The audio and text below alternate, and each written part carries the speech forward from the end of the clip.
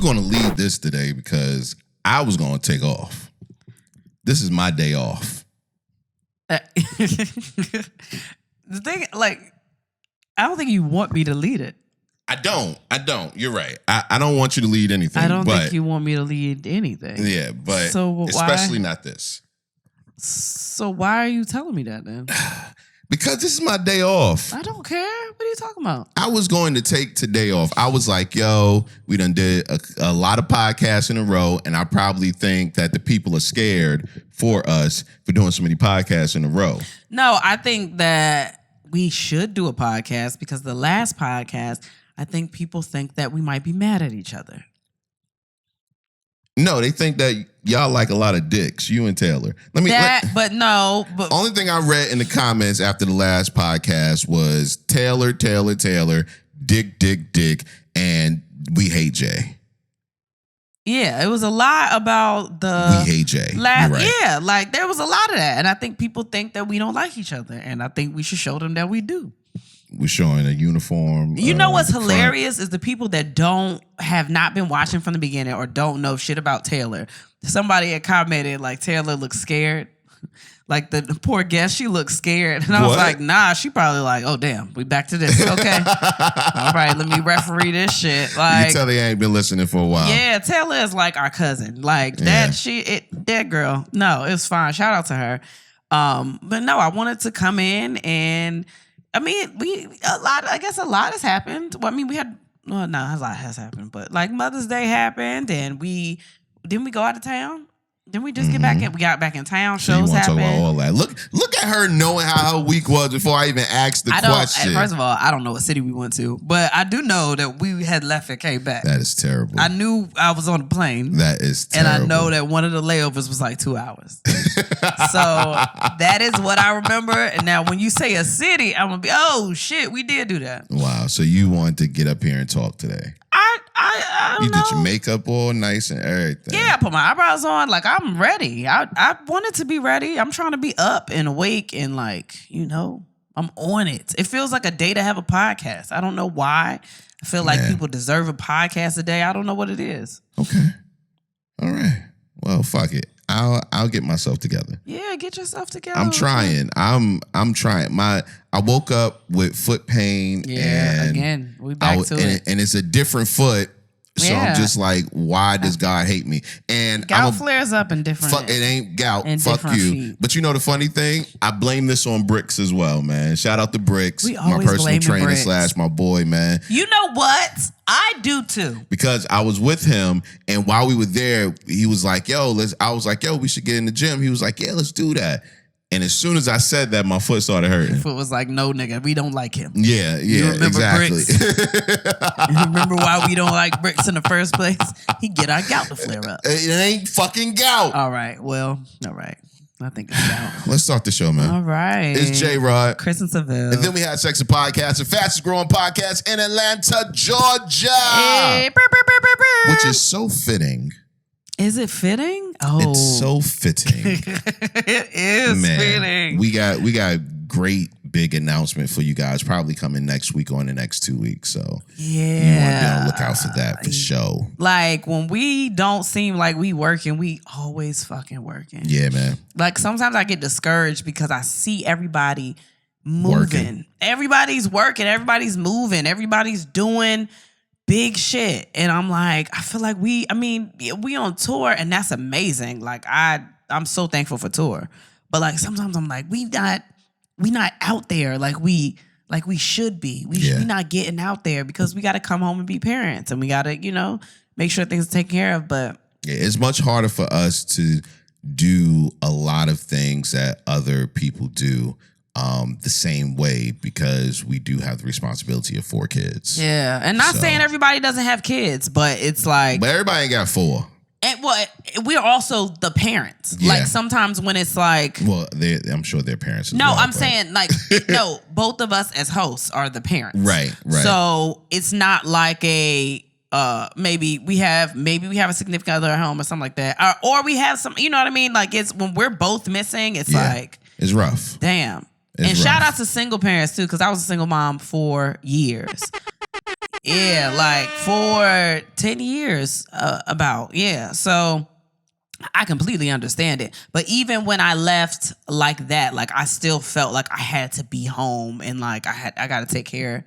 Yeah, I don't be feeling that way. I'd be like, fuck these kids. No, man. I was still like, I'd go out and I'd be like, I got to go home because I got to make sure she knows that I'm here. You know what I mean? Aw. So that's cute. Yeah, man. I care about my children. All of them, actually. I care about a couple of them. I care about every last one of them. Nah, you know what? You know what it is?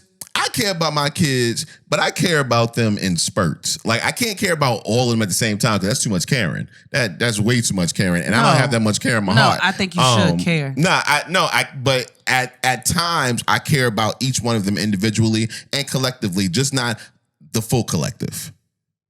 I love all of them right now. No, I love them, but caring. I care about all of them. Like, right caring now. is a different type of situation. Like, I hope they're all having an excellent day in school. Like, I love the fact that they are all in school today. Do I care about their day? You know, I'll hear about it when they get here. But yeah, that's not making excuses or anything. I just think it's like we still trying to work. You know what I mean? Like, I appreciate the fact that people recognize the work that we're putting in. Yes. And that's all I will say. Super dope, man. About that. Yeah. How was your week? Where did we go? I think we went to St. Louis. How did I know before you? I was just thinking. I'm sorry. We went to St. Louis. Yes. We had a good time.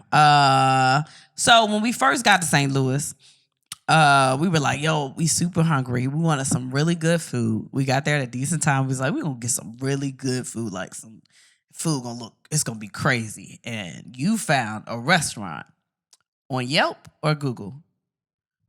Where was it? I don't even know what you're talking about. Yes, you do.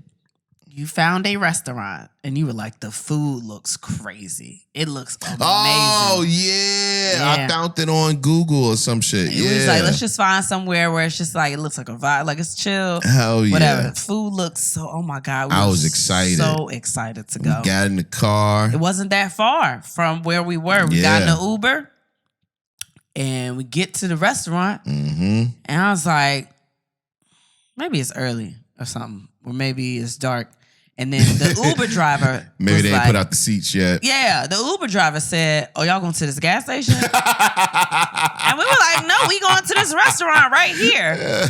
And he dropped us off and left. And didn't say shit to us. It.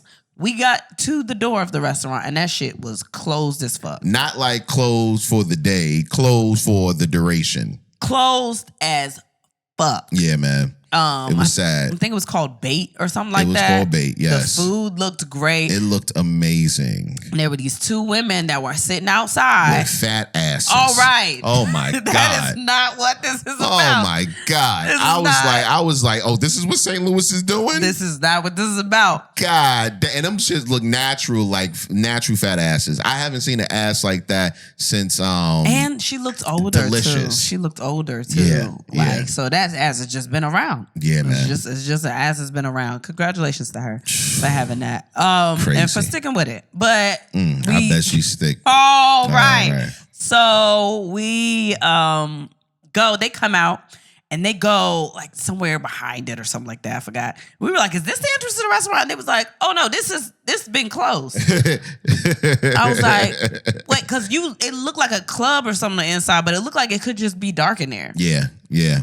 So we had to sit outside for like 30 minutes waiting for another Uber. We just in the middle of St. Louis beside this gas station. It's just niggas walking by. It's just all kinds of shit. Yeah. We don't know what we doing. We can tell we was in a seedy part of the it might not St. be Louis. seedy. Nah, it was seedy, baby. Nah, it was niggas it was all kinds of niggas walking by and shit. And I was like, yo, tuck your chain. Do something. Like, what are you She told me to tuck my chain. What is wrong with you? Nah, we out here in front of this restaurant in the hood, and she tells me to tuck my chain. And it was at that moment I had to decide, am I gonna be a bitch or am I just gonna let this shit ride? And if something happens, something happens. I'm down for the cause. Actually, I don't know if it was hood, but every time there's a gas station somewhere right there, and then there's a restaurant beside a gas station. And niggas hanging out in front of the gas station. No, I was just looking for a check cashing place, because that's how I can tell out here. Nah, But I didn't need to check out some places to know where I was at. Look, I'd been around mad check cashing places. I done been around mad check cashing places, and it's also a seafood restaurant. Oh, right there. Right beside there. it. And this was a seafood restaurant. It was just upscale.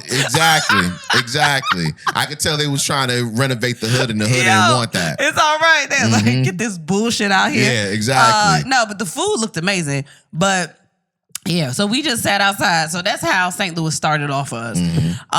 We ended up going to the City Foundry, which is like, I guess, a whole bunch of different, like, you know, restaurants or whatever on the inside, and the bar was in the middle. And that was cool. We went to, it was a Creole place in there, I think, that we had food from.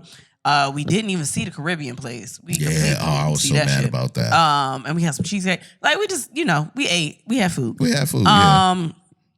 And we walked into the City Winery, and shout out to Maui. Maui, in her podcast Self Care and Chill, she was having a live show that day. Yeah.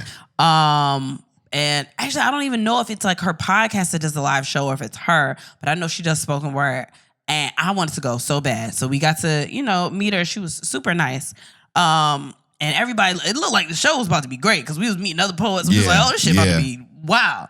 And went back to the room and fell asleep. Yo, mad sleep. I mean, sleep. Yeah, like relax. It was cool. Took a bra off in the middle of the day. That's what kind of sleep it was. And then so that was our day that day, right? Next day we had our show.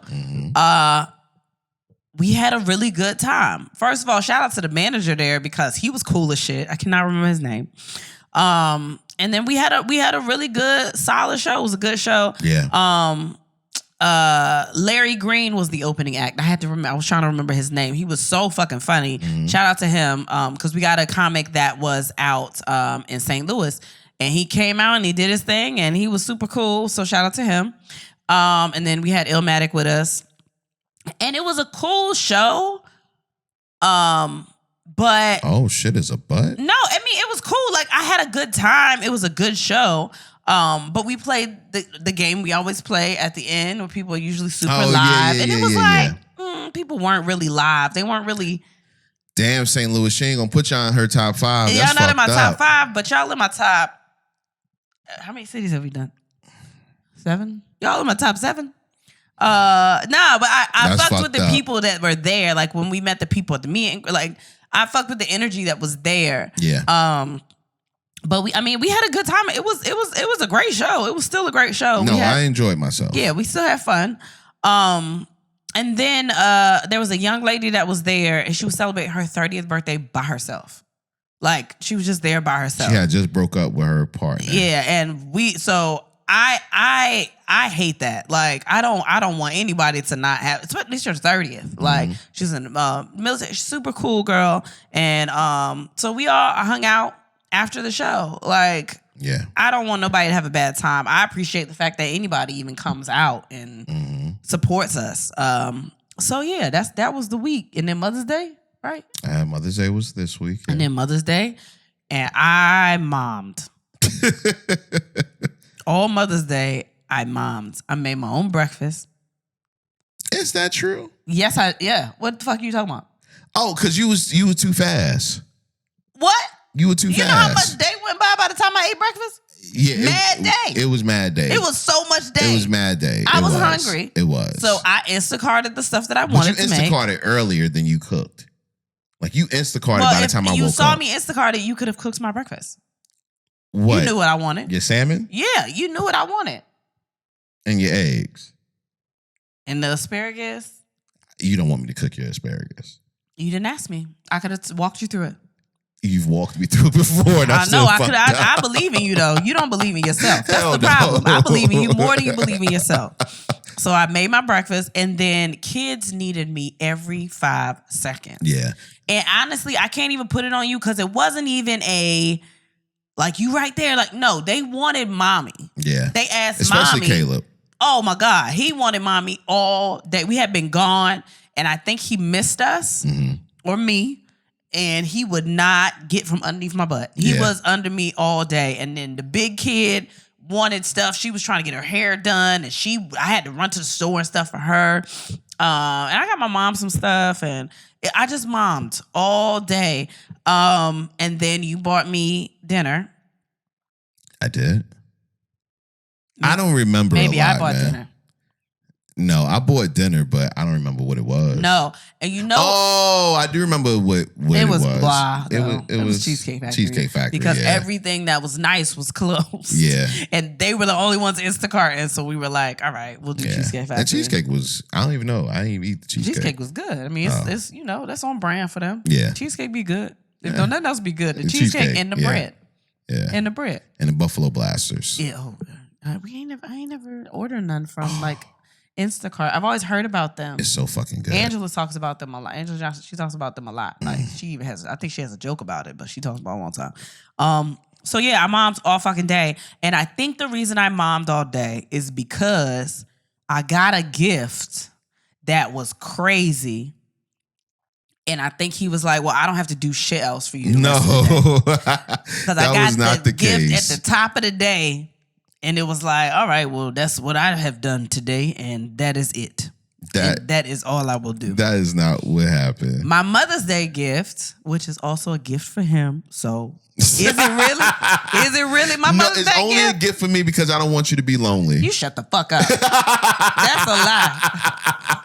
The gift that I got was Vegas Usher tickets. Yeah, she been talking about that for a while. You've been talking about it for a while, nigga. Stop trying to center it on me. We've it was been about talking us. it for a while. Okay, so we're going to see Usher in Vegas, and that I almost cried. Honestly, I was very excited. I've never been to Vegas for one.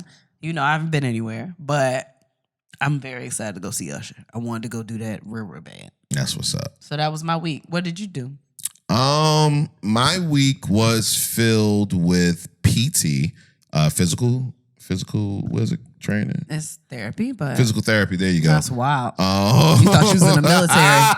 It's all the military niggas like, wait a minute, don't he just do a podcast? Yeah. Nah. Physical therapy with my foot. I did that most this week. It's so crazy with St. Louis and the birthday girl. I really thought he was about to have a threesome. Oh, here it goes. No, I did. And not because I was trying to. I wasn't trying to have a threesome. I was pretty tired actually, so I wasn't trying to fuck. But this nigga, you ever been in a situation you was like, oh, the vibes are being thrown. The vibes are completely being thrown, and I'm just like. You can't put that on. You don't know if that's what was happening. No, you just predict things and no, she was very nice. You know the funny part? Sweet. So my man's was there too, and he was like, "Yo, you know she listens." Well, if he was lying, then I guess he got something to talk about. Oh God! But my man hit me up and he was like, "Yo, dog, she kissed me in the elevator, fam, and she been texting me all week, man. All week, yeah, all week, yeah. Since I we think left, he's lying. I don't know. She would know. Well, I don't know. But I thought the vibes were being thrown to us, and I guess it was being thrown to him, which was really weird because it wasn't like she was showing him any love while we was there. Hey, what? And have you ever done that before? You know, we all about freedom, so they could whatever. I don't. It's your birthday. I want you to fuck. Freaky deaky. I want you to get something. But have you ever done that before, where you were feeling one person, but you wasn't giving them any energy or attention while you were in the room with them? Yeah, I make myself look amazing, so they want to come and talk to me. No, I'm saying they you know the person. Not like it's the first time you meeting the person. Well, technically it was the first time, but does it matter? What if I know the person and if I want to fuck them and then you want to, but I don't give them no attention, right? Yeah, I make myself look amazing. I make myself look so fun that they want to come and have fun with me. Oh, they want to take this ride too. Or what have I been missing out on? She is so excellent. That's what I want. That's back to you not initiating. I get it. Yeah. That's my shit. Not you initiating. Thought it just started with you? Yeah. I always, that's how I got you. I never initiated nothing. No, that's how I got you. I looked amazing from afar. No, that's not how you got me. Yes, it is. No. You didn't think I looked amazing from afar? When? The time? What time? Why did you connect with me? You know the first time you looked amazing? I know exactly what you're gonna say. One more say. When I came and visited you from work.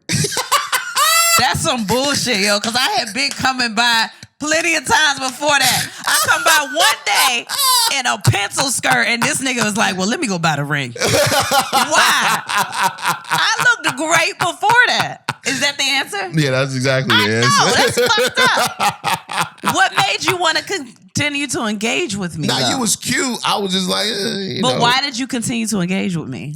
Because you was cute. I look fun. And the pussy was tasty. I was fun. Tasty.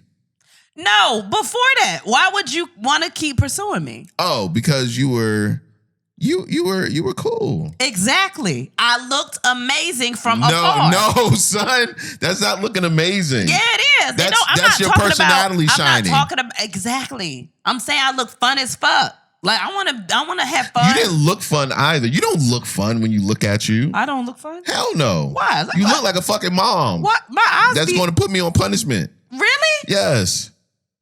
For real? You don't have a fun look. For real? Are you serious? I'm dead ass. My eyes be wide. I be like, I'm so excited about things. You know, That has nothing to do with nothing. why I look, it's always time to have a good time. Like my eyes, I be opening them wide. Like, bringing the excitement. Like I want to feel something. What? You don't think so? I'm not inviting to fun. Hell no. What you talk? I got a tiny desk shirt on. Yeah, concerts. You look like you work not just there. regular NPR. It's tiny desk Yeah, concerts. but you look like you work there though. No, that you like the people that means applaud. I go to live concerts. No, you go to work. Fuck are you talking about? I look so fun. You don't. Look at my hair got curls on the ends. These aren't just regular braids, they bohemian braids. That's fun. That's fun. I'm like Lisa Bonet today. I'm talking about when we first met. You looked like Anjelah Davis. Yeah, but she fighting for rights. You don't think activism is fun? You don't think activism is fun? You don't think people enjoy activism? What's wrong with you? But you don't like my fro? No, your fro was cute. You wanted to fuck me because of the fro. So what are you talking about? Because I had never fucked a natural girl. You never fucked a natural girl? No, not like with a fro. You never fucked a natural girl? Never fucked anybody with a fro. And the fucked up part was... Maybe they did have a fro. It was just a lot of wigs. Maybe. But what I do know is that I wanted to fuck the fro, and I didn't get a chance to fuck the fro until like we were engaged or some shit. Because by the time we first had sex, you had cut your hair. Because European beauty standards had me believing that my fro wasn't fuckable. No, that's not it. Because I wear wigs now. I just don't like it. Honestly, fucking a fro sounds great until I have to like get up and it has shrunk, and then I gotta pull it back out. I dig it. I gotta stretch the fro. Like, and you know what? And I understood that once you cut your hair and it started growing back, you was like, I'm gonna try this fro again, and that shit looked like it wasn't a good fro. It looked like buckwheat. A little bit. My fro? Mm-hmm. But you have to stretch the fro. First of all. Nah, you couldn't stretch that. I saw you trying to stretch it. It wasn't stretchy. It was not stretchy. Well, it has to grow. Your fro gotta grow. What are you talking about? No, I got lazy because I was like, I don't feel like doing anything to this. And I just go to bed and I wake up and then it will be like flat on one side. And I was like, I can't even this out. So I just started getting braids. I started braiding my hair more. Wow. It's okay. Wow. It's okay. I'm sorry for you. Yeah. What? Anything else happening your week? No. Not that. What'd you think about the show? What show? The St. Louis. I had fun. I had fun. We did something a little different, which I kind of enjoyed. It went better than I expected, actually. Okay. It went better than I expected. And that's not on that's on our side as much as it is on the crowd side. Because the first time we came to St. Louis, I don't think the crowd was like really into they were. it. Yes, they were. Were they? Hell yeah. That was Kansas City that wasn't in, because it was No. either St. Louis or Kansas City that really wasn't into it last year. I think it was Kansas City. Might have been Kansas City. Okay, well, if that's the case, then St. Louis, y'all showed up and did exactly what I expected. St. Louis, we had a good time because remember the first thing I said was, "Yo, is Murphy Lee here?" And then they told us. I think you grabbed my ass then. I think it was like a whole thing. We had a picture of you grabbing my ass. In St. Louis? Yeah. Yo, you really remember that first St. Louis run? I do remember. I had a good time because I didn't know if they would like us or not. True. And it was such a contrast to what Kansas City was, and they told us that when we got to St. Louis. Yeah, I remember that. It stuck out in my head. So I remember that. Yeah. But all in all, it was mad fun. It was mad fun. And I always enjoy doing live shows. I always enjoy meeting people, meeting you guys, because it's the payoff to all of this, basically. Yeah. Like the meet and greets are really the payoff for me. Because I can really see that, hey, y'all motherfuckers give a fuck. Y'all listen. Y'all know us. Yeah. You know what I mean? And it'd be a little weird when y'all know us because y'all be telling us mad shit about us that I be forgetting about us. I'd be like, damn, I did tell y'all that. Yeah, exactly. Wow, that's crazy. But all in all, it was dope, man. Yeah. It was I had dope. a good time. So now I gotta get my other foot together. So I might be in the boot again for these next couple of cities. Yo, I think they in style a little bit in the airport. I saw mad walking boots. I saw so many walking boots in the airport. I was like, okay, y'all sexy out here. I like it. Oh man, new Timbs. I get it. Cool. Confession of the week. Ooh, confession of the week. Mine's a little sad. Do you want to go first? Confession of the week.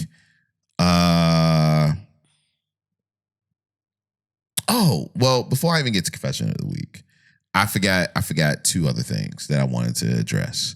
Okay. One, we ended up going to our daughter's first play. Yeah, her first production. We didn't even talk about that. Yeah, that was part of our week. And it was really cool to see her in the play. Even though, I'm gonna say this. Oh God. And I'm just talking to y'all. Y'all better not tell her. Oh gosh. For as bad as she wanted us to come there, and as much as she was performing like beforehand in the house, and she made this seem like it was the most important thing in the world. And we got there, and I expected to see her on the stage like at least 70% of the time. She had one, maybe two lines. One line. No, I think the other line was just a laugh. Oh, it was a laugh. I think it was just a giggle. There you go. So yeah, one of them. And if that's the case, she had 3 lines. Ooh. She laughed twice. Yeah, and she just sat there in Indian style the entire time. But that one line though, she delivered that shit. She held it out. Yeah, and her voice was hoarse. It was not like she pulled through. And also, why was her voice hoarse? Because she didn't say anything. We didn't have to go. That's all I'm saying. We did not have to go to this goddamn show. We had to be supportive of the kids, and the play was, okay. Okay, all right, wait. I know Shakespeare has plays. Right. But all the ones I have seen have been altered. Like, Othello, remember with Mekhi Phifer and Julia Stiles?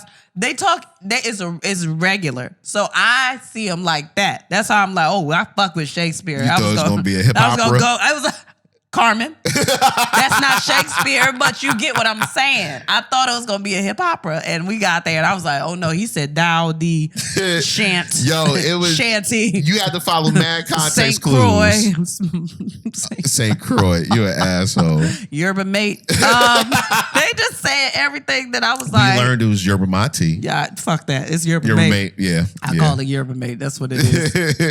Yerba mate. Like it's a latte. Fuck y'all. No, it's not. That's not it. I don't care if that nigga worked for them or not. It's not yerba. It's yerba mate. But yeah.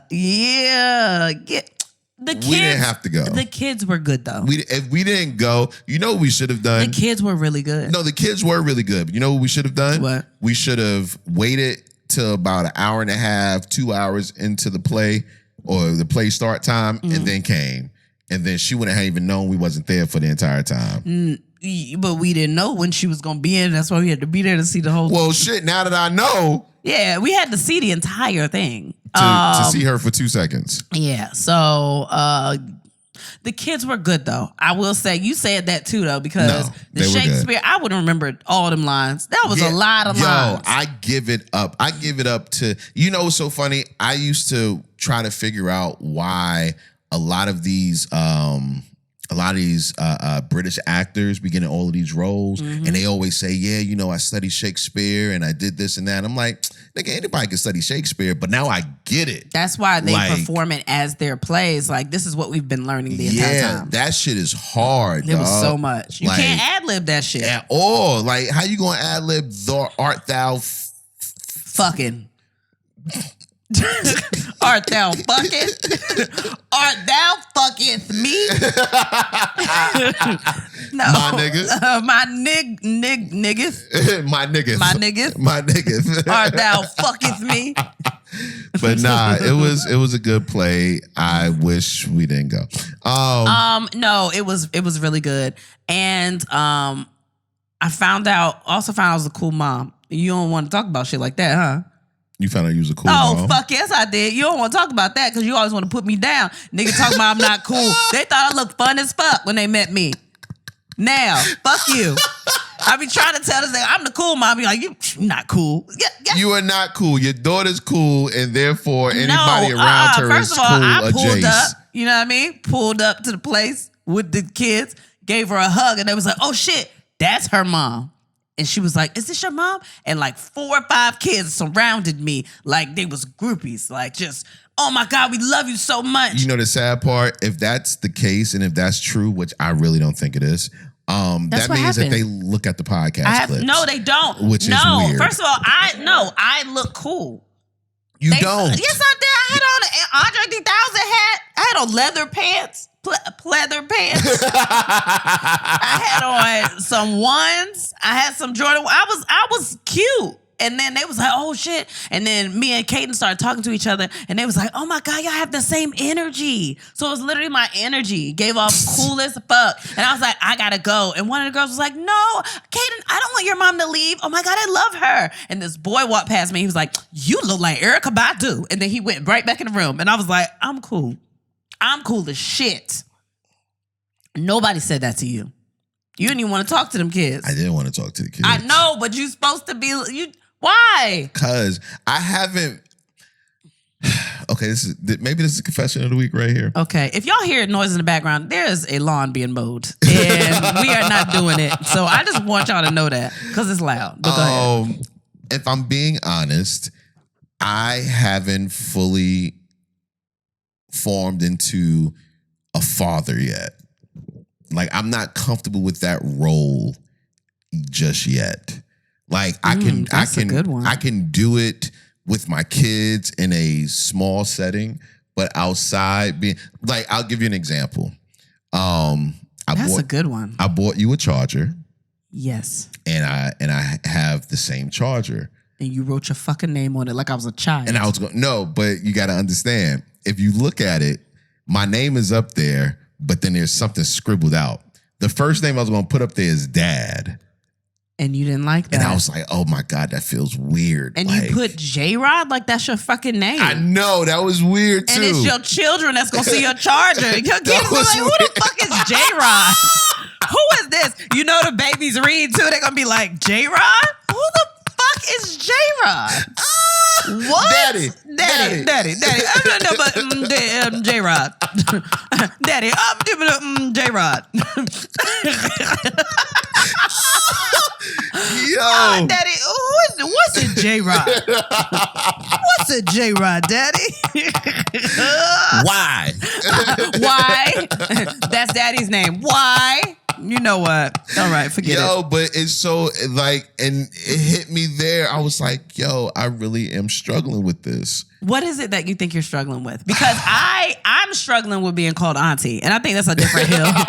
That's a different hill. Yeah, that's not the same. But I when I was there, and when I was shorter than all the fucking kids around me, I felt weird. Like I had to establish the fact that I was a grown-ass woman. So that's when I knew I was mom, because I was like, I'm not gonna let these kids talk down to me down here and stand over me like this. Nah, man. Like, but I think I've been doing it so long. I think at this point, like I've been a mom, like I was a single mom at 21. Like I've been a mom since I was 21. And it's always been me and Kaden. But it did feel weird being around high school kids and my child. Like Right. that felt weird because it was literally just all the kids. It wasn't going to a parent-teacher conference. It's just me standing in the middle of all these kids. Right, and I think that's what it is. Like I have this picture of what a dad is in my mind, and I just don't fit that picture to me. It's a cool dad. You're a cool dad. Yeah, but it's still nah, son. Like, Is it you don't know how to talk to them? That's another thing, like, because I just want to cuss them out because I don't like kids. They don't. They just acted in a play. Man, what the fuck? Like, I can't say that. You can't say what the fuck when you're around a bunch of kids. You can say around your kids though. Yeah, I say that all the time. Like I said, I'm good in my little separate, hut. But you want your kids to do other things. Like you were trying to put them in piano and you're trying to do all this shit with them. You have to interact with people. No. I don't like people. I mean, I fuck with people, but I don't. If I had my choice to be around like a whole bunch of people, like I would rather not. I get that. I love being around people, but I love being around people as me being a person, my separate entity. And if you know I'm a father, that's cool. I don't have a problem with that. But when I have to act in that role in public, that feels weird. Is it weird for around other people, or I think it's you around just don't know other what to people. do? I think it's around other people because I always feel like I'm out of place. Like I feel just weird, man. Like I get that. I feel out of place as a mom because I feel like I look different than all of the other moms. Right. And I act different than all of the other fathers. Yeah. And it just seems like by father age and by child and high school age, like I would just be acting different. And I'm not. I think if I was to dress a little differently and have a suit on and all that shit, like, I would look the part. Mm-hmm. You know what I mean? Like, it's not like a homegirl who looks like she could be a sister of her kids. Mm-hmm. You know what I'm saying? Like, it's different. It's different. It's like I know I look the part, but it feels weird to even look the part because I don't feel the part. And man. Do you feel like, because I know this is something that I had issues with before, do you feel different being a father as a creative? Like your job is being a creative? No, because I look at Diddy. Yeah, but I don't touch that. Like that's not where my mind goes. When I get in a room full of other parents, I feel out of place. Why? Because you ain't got a real job? What they would consider a real job. Right, like right. if No, I I say get I'm it. a comedian, it's a lot of fucking comedians out here or people that do comedy. Well, like, that's one of the reasons I was happy to get married because I knew I was at an age and I was in circles where I didn't want to be looked at as, well, what do you do? You know what I'm saying? What do you have going on in your life? You still would. Yeah, but it's different when you're around creatives and you're like, I'm older and this is like, you're more established a little bit. Because you're married? Yeah. I get that. But that, I guess that's an insecurity for me though. I've always felt like that because I was a comic. Mm-hmm. You don't know how to tell people, oh, I'm a comedian. Yeah, They I get either that. think that, okay, you just do it as a hobby. Or they think that you're like fucking, I don't know, like Bill Burr. yeah, like Chris, like you, Wanda Sykes, like you like you just out here just, and it's like that's not what happened. Right. Like I'm not that, but I'm doing well. Right. But it's also like not a hobby. Right, exactly, and I do understand that because now that we do podcasting so much, And I also tell saying that you're a podcaster. Oh man, that feels like I'm a rapper. Everybody got like I'm dead ass. Like I used to cringe for people that said they was a rapper. Like, oh, you got to say that at 30. Ooh. Yeah. You know what I mean? But now saying I'm a podcaster at almost 40, oh. But it's also I'm a podcaster, people that don't understand what podcasting is. Right. Or you're one of those people that's like, oh, everyone has a podcast. Oh, you're just one of those. Everyone and it's like, has a podcast. No, I'm not one of those. Yeah. Like It's we like, in the top 5%. But hey, still, my it's horn weird is, though. My horn is losing air. I don't know what's well. happening. Oh, here you go with this bullshit. Why Why are you hitting all the buttons? Nah, I had hit another button by accident. Oh, that sounded dumb, probably. When you listen to that back, it probably sounds stupid as fuck. So that's my confession of the week. Also, shout out. It's a lot up front. I'm so sorry, guys. I don't think you should be sorry. Shout out to my son, Cameron, who... Wait. This nigga got 3 sons. He was like, specifically Cameron. who Wait, my son sounds crazy too when you have 3 sons. Nah, but I'm talking about one right now. My son. One of them. Just him. Cameron. Shout out to Cameron, who understands at a 9-year-old level.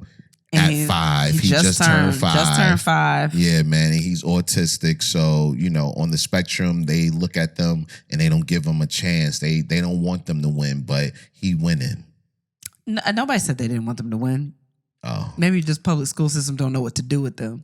Same thing. And I think he actually understands more than 9, to be honest with you. He might, because 9 is where it stopped. 9, yeah, that's when she stopped testing him. Yeah, it's like, let's go, let's keep going.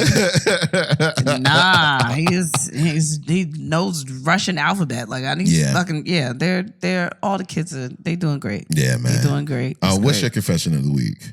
My confession of the week is that I have cried so much this week. So much this week. Because I think that I'm going through another bout of depression that I don't really know where. I don't know.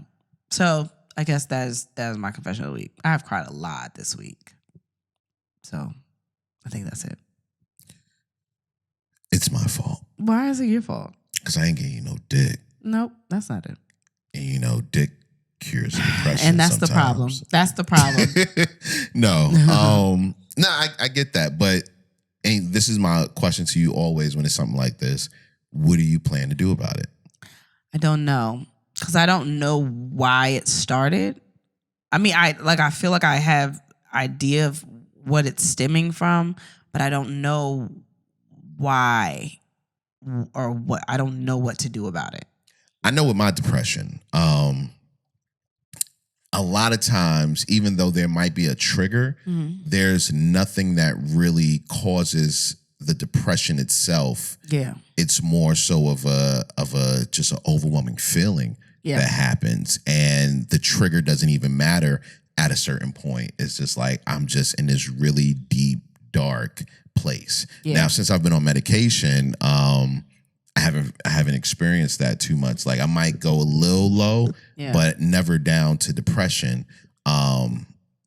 So, but I remember how that felt. I remember how it feels. Because it wasn't that long ago. Yeah. So I want you to really be proactive with figuring out what you're going to do to... I'm just really trying to stay away from medicine because I feel like I had a bad experience with medicine and I just don't want to feel like I have to rely on it. You ever had bad dick? Yeah. Did you stay away from dick? No. Exactly. No, just because you have a bad experience. It's a little bit the same. Not, yeah, shut up. Just because you have a bad experience doesn't mean that that's going to be the situation. And when it comes to things like medication for depression and all of that, it is really a balancing act. The problem is you received medicine one time, but you never had somebody walk you through the balancing act of changing the medication or changing the dosage and all that so you can get to the perfect thing for you. Yeah, because the place literally closed down. Yeah, exactly. So, but I think I've been trying to be someone that's on this like natural healing journey where I try to figure out other things that could possibly take the place of medication because weed. I don't want, you don't want to smoke weed either. But I was smoking a lot of weed and I can't really smoke weed around these kids. Like it's not the same. I can't function. Yeah, like new kids. I can't function around new kids them. Out here. They are. I can't function around them. Like no matter how happy I am, they'll find a way to push me into another place by screaming or stressing me out. But I've been trying to find something that can help instead of, because I see the issues that everybody else goes through trying to re-up on their medication and all. Like, I don't want to have to depend on it, and I can feel the shift in my body, so I'm just trying to find other ways to cope with it. I've tried meditation and breathing, and I've done all those things. They sound crazy, but they do really help. But this just kind of came out of nowhere, where I just feel like I'm not, I don't know, like sometimes I feel like I'm not enough, or I'm not doing enough, or I'm just not where I want to be, and it just is like a wash. I really think you need to get on medication, and you don't have to stay on medication, but I really think you need a little pick-me-up, because those thoughts, those particular thoughts that you're speaking of can really consume you, especially when there isn't quick progress in life. You know what I'm saying? Like, if things aren't being knocked down tomorrow, then tomorrow you feel even worse. I feel like I've been waiting a long time for things to get knocked down. Right. Yeah. So I feel like I've always been in that waiting period, and I keep hearing, just hold on and be patient and wait, and things still aren't happening. And it just kind of is like, I don't know how long I'm supposed to wait. Like, it just feels like a never-ending cycle of just you're not patient enough, and that's the problem. And it's like, I've just been patient for so long that, so. But I'm gonna tell you something that you tell me all the time. You got to look at what you've accomplished and where you're at. Yeah. You know what I'm saying? Like, you tell me that all the time. Yeah. And I think it's the same thing for you. Like, you've done some pretty amazing things, and you can look at your peers and see that most people at your time in doing comedy are nowhere near where you're at. And then there are some that have done it way less, and that are really and far. There's always going to be those outliers. Yeah. There's always going to be those outliers. Yeah. But, you can't focus on either one, to tell you the truth. Yeah. You have to focus on self and getting there, being honest with yourself as to why certain things aren't exactly where you want it to be at this very present moment, but also being honest with yourself to know whether or not you're going to do the work to get there in another moment. And if you are, then it's at that point, that's when the patience comes in, to where you can just say, okay, I'm going to take this road, I'm going to travel it, and I'm going to make sure that I reach the finish line, whatever that finish line may be. Yeah. But medication, I think, honestly, is something that you should really, it doesn't have to be forever. But I think what you don't want to do is get into a place where it's so dark that you can't see through the light. Yeah. You know what I'm saying? Yep. So. Yep. Not a fun confession of the week, I guess. It's all good. It wasn't that fun. It's all good, B. I guess a second confession of the week. I also thought we were going to have a threesome. So that was mine. All right. Question of the day. Question of the day. What's the most stressful thing about making love? Stressful thing? Mm-hmm.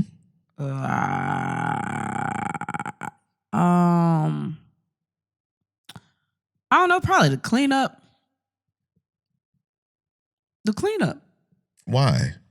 Because like sometimes I don't want to wash sheets, or I don't feel like getting out the bed. Or wash your face. Sometimes I can't reach my back. You know how it is. you know what it's like back there. So that might be, to me, I don't know, what's the most stressful thing about making love to you? Or to me. Or, I don't know who you make love to. You could be just fucking me. I don't know what you do. But the most stressful part about making love is wanting to be great every single time. Well, I mean, that's nice. I just don't be caring about that. Not great. That's high. You know what I mean? Like, you don't want to get an 80 on a test at least? Every a 90? every time? A 90 on the test. I have very reasonable, realistic expectations for myself. Like I'm not, if I go into it like I'm fucking the shit out of him every time I do it, you would not get fucked. Because some of them times I'm not even in the mood and I get myself in the mood because I want to satisfy you as my husband. But I'm not always going in there like, okay, game time. Like let's do this shit. No, you would never get fucked. If that's what I... Wait, hold on. I would never... So you're telling me... No, I mean, no, you would. But it wouldn't be... Like, you complain now, like, you would really be like, I have to divorce this bitch. If I had to go in there with a game, like a mentality, like, I'm about to kill this shit every time, I could not do it. So how often do you go into it with the mentality that I'm going to give him some great sex? Like 1 out of 10 times. I don't have a number, but you feel it. You know when it's happening. You know. When you come away. Do I? Yeah, you know. Yeah, you do. Yeah, you do. Why you don't know? You know. It's just so far and in between. I just wanted you to say it out your mouth. What? What if you just having a bad dick day? What if you're not giving me the best dick and I can't work with not the best dick? I can't just do it all by myself. Work with this? Yeah. This is what you give me to work with. If you're giving me 20%, I'm going to give you 20%. You got it's two man. We are a team. Uh-huh. We a team. You have to come in here and give me the same effort. If I know it's taking you forever to get that dick up, and I'm like, well, he ain't really into it today either. So we just gonna play with what we got. And that's why I got Blue Chew. We don't have no ads this week. You gotta shut up and stop giving these niggas ads for free. It's a free ad. Stop that shit. It's actually not an ad because you haven't tried it yet. I haven't used it. No, I'm afraid to use it, to tell you the truth. I'm afraid for you to use it. Why? I'm going to be tired. Nah, I don't think it worked like that, and man. then, because if you have a Blue Chew and then you also, like, in your mind are like, I'm also going to fuck it. That's too much power. I'm going to fuck the shit out of her and I'm going to take Blue Chew. That's way too much. Like, that's Super Saiyan dick. I don't need all that. I want regular ass. We getting it done and it feel good. I don't want to feel like I'm helping you complete something, like a marathon. Like you just, I don't know. But nah, sometimes. Like just fire out your dick, just on my face, just whoosh. Just a rush. That's not fire. That's water, right? So a rush. Like you a firefighter with a hose and it's just, I'm the king of the world. Like it's that. Hell yeah. How many movies did I just mix together? It was so many movies. It was a lot. It was a lot. I want to come in here like a transformer and give you the dick. Yo, do that again for the people that's watching video. That shit looks stupid. No, it don't. Like it looked like you. I don't know. I don't know if it felt like the Macarena or the. I don't know what it was. I ain't never seen that morph like that. You could have just been like, it's morphin' time. Just regular Power Ranger shit. And that's what the Blue Chew be. It's morphin' time. It's morphin' time? Hell yeah. I don't want that. I don't want that. Triceratops. Saber-tooth tiger. This dick. No, it's You gotta say Tyrannosaurus though. That's a very important one. Is it? Yeah, I think so. Okay. I don't know. But then you got the White Ranger and Green Ranger, so. Hey, rest in motherfucking peace. You already know. That's the hey. Fuck with him. I love him. You know, oh man. I love them. Let's go to your answers. What's the most stressful thing about making love? Making sure the other person is enjoying it the same time you are. Well, that's nice that y'all think about each other like that. The same time. It's too much in timing. You got to concentrate too much. Like, I don't want to come with you all the time. I would like it sometimes. I think it's fun. I think this is great. It's a great experience for both of us. But sometimes you are taking too long. Well, I'm about to say, we never come together. Yeah, because you take entirely too long. I don't take that long. Yes, you do. I take long. You You're right. do. Yeah. And that could be me, or it could just be you trying to prove something to who is in the room. I don't know. just go. No, yo, sometimes. I take long sometimes. It just depends. You do take long sometimes. You know when you take long and it's so fucking oxymoronic? You take long. That's a good one.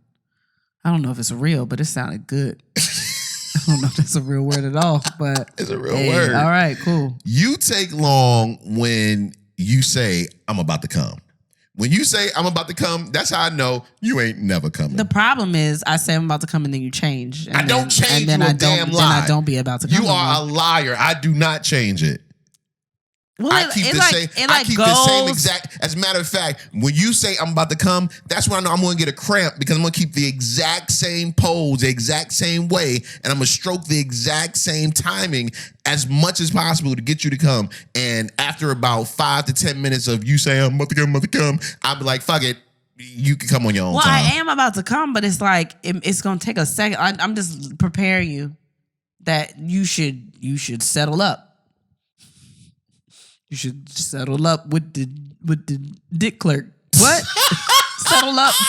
You should, get it together. Get your papers in order. Yo, what the fuck does that even mean? Because we almost off work. You know what I mean? No, I don't. Get your settle up. Clean your desk. Tidy your desk up. Are you firing me? What the fuck? I don't know. We have to go. Oh, okay. We gotta go. Okay. So get your finish whatever assignment you're on. Finish it up. Yo. We gotta get out of here together. Why are we in a newsroom? I don't know. Are we in a newsroom? It feels like settle up with the clerk. We could be at court. I don't know. You're right. Oh, traffic tickets. Yeah, I feel it. Why are we getting traffic tickets? I don't know. Because you're going so fast. The speed I didn't limit. even mean for it to circle around like that, but we did it. High five. All right, there you go. That was a good one. Yeah, I know. Oh, what is the most stressful part about making love? Pulling out. Yes, Lord. And that's why you got a vasectomy. That is exactly why I got a vasectomy. Like, first of all, hey, wait, hold on. That vasectomy had nothing to do. You wasn't pulling out in the first place. I was. When you did that? I got proof that you did not, at least a couple of times. I think those are two different sperms. Is that how they make babies? No, it was one time. It's one sperm. It's split, right? Yeah. Is it the egg split, though? Something or is split. It the sperm? I don't know. Or maybe you came in me so many times, it was like, it's too many people in here. We got to get them out. So because what is that noise? That is so loud. I'm so sorry. But go ahead. Because there is one sperm that fertilizes the egg and the egg splits. That's how it becomes. Yeah. Twins. I was just trying to find a way to. All right, it don't matter. That's fine. You just want to be scientific today. All right. Well, but no, pulling out used to be the hardest task, especially when I was in some good and I'm like, yo, I don't want to pull out. Because in your mind, it's like in the you know how you be seeing the devil in God on the shoulders and everything. That's and the angel. That's exactly how it be. It's like one person talking to you saying, "Yo, just nut in this bitch and never call her again." Oh my God, who was that? Sellers? Who was that? And then the other angel be like, "Jay, pull out. She's a really nice girl." I don't know who that one is. I don't think you have a friend like that. And with you, I was like, hey, the devil sound kind of cool today. You was not going to call me again? Until you said I had twins, it was like, fuck, I guess I got to call What? You were not going to call me again? Don't put your head on my leg. That devil leg. This is the side you said the devil was on. Get your devil arm away from me. No, man. No. I was going to call you again. I know you was. I knew you lived. What's the most stressful part of making love? Her saying, "Don't stop. I'm about to come." 15 minutes later, she still hasn't come. Did you write this? I did not write that. I swear I didn't even read that one. Yo, it's good to know that I'm not the only one, man. Oh, this is a good one. What is the most stressful part of making love? Dirty talk. What to say, when to say it, how dirty. Yeah. Yo, like, you don't do dirty talk. I know, because I don't know what to say. You could say anything that's dirty.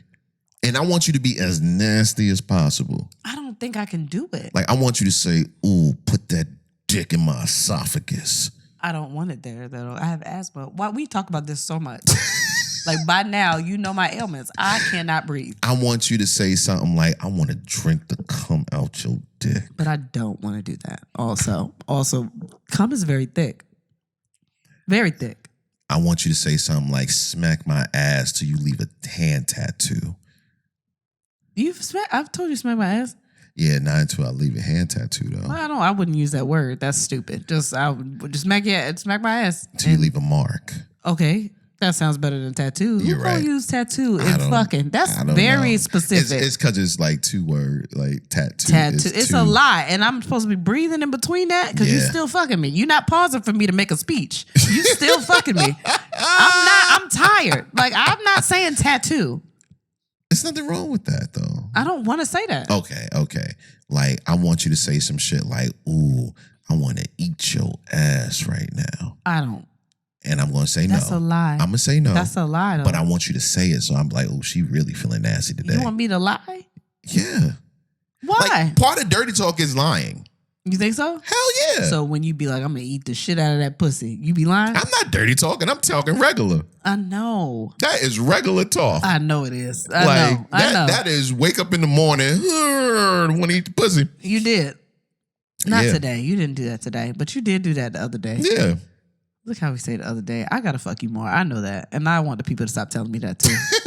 I think you got people sending me messages like, hey, you should fuck him more. They tell me that every day. Oh, what is the most stressful part of making love, doing it by yourself? Okay. Aww. I don't think that's stressful at all. I have a good time. What's the most stressful thing about making love? Staying in the moment sometimes and not thinking about anything else. Oh, and that's, yep. ADHD having and ass. I'm sorry, but sometimes the laundry pile be right there in the corner of my eye, and I'm like, I'm gonna get up and I'm gonna clean that. But then after you come, you don't want to do nothing.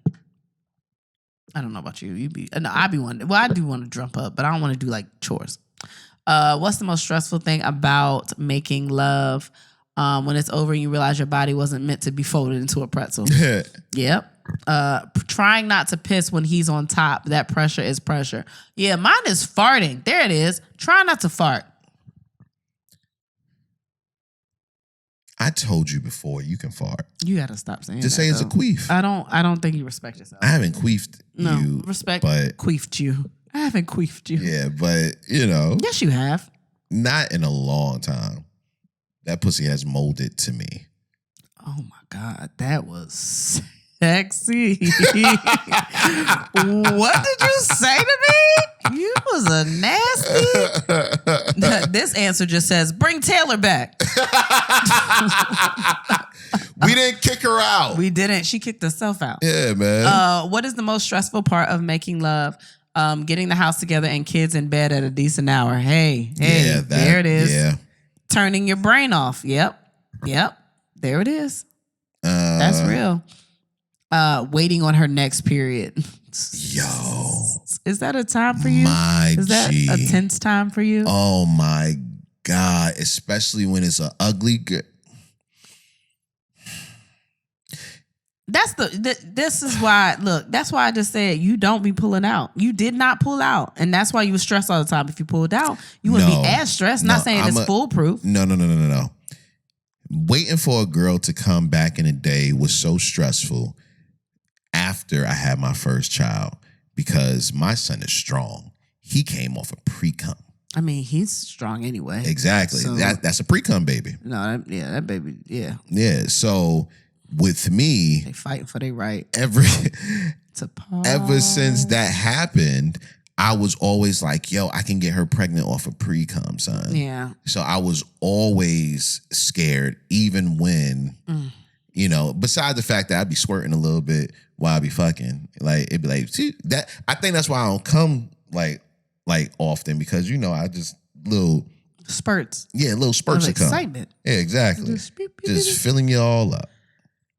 All right. I don't want to do this anymore. All right. What's the most stressful thing about making love? Making love, no stress. It's fucking where the stress comes in. That's good. Damn. Getting the clothes off in a sensual manner. Hey, that's the one. Yo. That's the one. Because when I be trying to take my jeans be tight. You know, my pants be tight. My pants be tight as hell. And I be trying to like slide them off. Like all nice. It ain't until it gets to the ankles to where it's not sexy anymore. It's not, because then you got to lift your leg up and you got to get it around the heel of your foot. It's the heel be fucking up the sexy. It's not a straight way down. It's just you got to. Or like for me, it's when I'm in the bed and I've already gotten your clothes off and you ready for the dick, and I'm trying to take my underwear off and I'm trying to slide it off with my toes, but it ain't going off, so I gotta reach down and sometimes you choreograph it where like when you get it off one leg, you put your knee on the bed like, oh, it's about to be a smooth transition. I'm about to just put both knees, but then you be back there kicking your leg trying to get the other one off, like a dolphin. And I be trying to act like I don't see it. Like, no, just come on, bring that dick over here, baby. Yo, it's so crazy. Yeah. And somebody else said them damn bra hooks. Yeah, they be fucking y'all up. Nah, bra hooks don't fuck me up. They don't. It'd be one swipe. I don't know what it is. That shit crazy. You really was fucking a lot.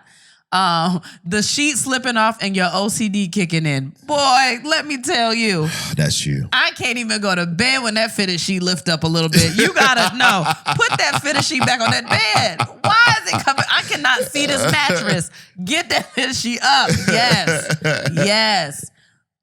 What is the most stressful thing about making love? Trying to be quiet with a house full of teenagers. Damn, I just want to be loud, but they're always home. Oh my gosh. That's Why are one. teenagers always around? Why? Because you a good parent. What do you like, do I have to give you less love so you can go find it in the world? Someone said wanting to pause for a second because I'm thirsty. Gotta keep that water bottle near the bed, man. Hearing everything going on outside of the room, the kids, random commercials, the landscape is blowing, somebody's car alarm continuously going off. You got to get out that neighborhood. They robbing niggas. She must live in San Francisco. Get out. Get out of San Francisco. What's the most stressful thing about making love? Undoing his belt. Yeah. You've had that problem a lot. You cannot undo my belt before we fuck. I mean, I can, but I'd be wanting you to do it because I think it'll be swifter. I don't think it's sexy anymore to see me fumbling and then I'm like trying to get closer to it because I can't see the holes. Like, what loop is that in? I don't even know. That's not sexy to be fucking me when I can't, but what am I, nearsighted? I don't know what I am. What's the most stressful thing about making love? I get stressed when he starts off in Pound Town and then decides to detour to Passion Palace. I love making, but right now I want brazzers. Whoa. Yo, it don't be our fault though. What? Because y'all be saying, ooh, I want you to make love to me. You know what I mean? Yeah. Or you be making the sounds after we fucking the shit out of you. And it's like, oh, she want, like, watch how to switch it up. But that's not what I know. Quick. Just do that. Whatever's making me make those sounds, continue to do that until I tell you otherwise. Do that. That started the sound. That brought the sound out. Whatever that move is right there, keep going. That's it. It's fine. It's not hard. We talked about it before. It's not hard. So you're saying you never want me to switch it up in the bed? I want if I move my body a certain way, like if I roll over and we go into a new position, or if I say something, like whatever started the noise, do whatever got that noise. Okay, but sometimes if I'm going to Pound Town, I get a little tired. You don't like. I don't walk way too far in Pound Town. Too far. That's why you gotta take a car. A manual car. What is the most stressful thing about making love? During build-up, when he misses or isn't hitting the right spot, all of it just goes out the window, and then I'm like, I might as well do it myself and then be done in 2 minutes without all the mess. Well, there it is. Somebody else says it again when he changes position and I'm enjoying the current spot. So why are you reading it again? Because I just want you to know there's a lot of people out there that feel the same way. Oh my gosh. What is the most stressful thing about making love? The talking. Breast choking me when I'm on bottom. Oh, I don't. My titty, because they so. Hey, where do they go? Where? Where? They don't not supposed to go up. Shit. Somebody said the talking, the look in my eyes. Please just hush. Why do we need to talk and stare at each other? Moment ruined. Oh, that sounds like she is not into intimacy at all. I mean, some people aren't. That just is not what. Soon as it gets good, my mom calls 4 times in a row, telling me Kroger has Right Bacon on sale. She needs 3 packs. God damn. You know, after reading, I was like, I need some Right Bacon. You know what? It must be good. It must be good. It's on sale. Wait. What is the most stressful thing about making love? Giving head while you're congested and trying to be sexy at the same time. Ooh. Nah, it's not on my dick, baby. I can't breathe. So? The only place I can breathe is on my mouth. I cannot breathe. Ooh. No. That's like an extra BDSM type thing. Wait. When she start growling while giving you head and you don't know if you should just lay there and enjoy yourself or run because you literally about to get ate up. Nah, run, B. That's crazy. You gotta run, B. You be growling. I do growl? Yeah. When I eat your pussy? Really? Oh, you did. You did before we talked about it, I think. Nah, I was man. like, I don't know what rumbling is. It's a jungle out there. I don't know. It wasn't a jungle. I think I shaved that day. But Speaking of shaving, what's the most stressful thing about making love?